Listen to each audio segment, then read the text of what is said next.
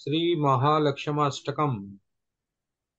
नमस्ते तु महामाये श्रीपीठे सूरपूजिते शङ्खचक्रगदाहस्ते महालक्ष्मी नमोऽस्तुते। नमस्ते गरुडारूढे ओलासुरभयङ्करि सर्वपापहरे देवी महालक्ष्मी नमोऽस्तुते। सर्वज्ञे सर्ववरदे सर्वदुष्टभयङ्करि सर्वदुःखहरे देवी महालक्ष्मी नमोऽस्तुते। सिद्धिबुद्धिप्रदे देवी भक्तिमुक्तिप्रदायिनी मन्त्रमूर्ते सदा देवी महालक्ष्मी नमोऽस्तुते।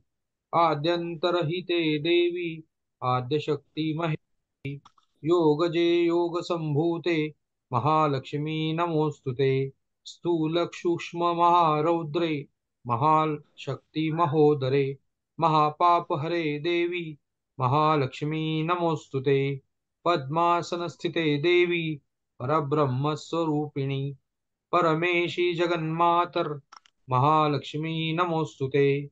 श्वेतांबरधरे देवी नानालंकारभूषिते जगत्स्थिते जगन्मातर महालक्ष्मी नमोऽस्तुते। महालक्ष्म्याष्टकस्तोत्रम् पठेत् भक्तिमान् नरः सर्वसिद्धिमुमाप्नोति राज्यं प्राप्नोति सर्वदा।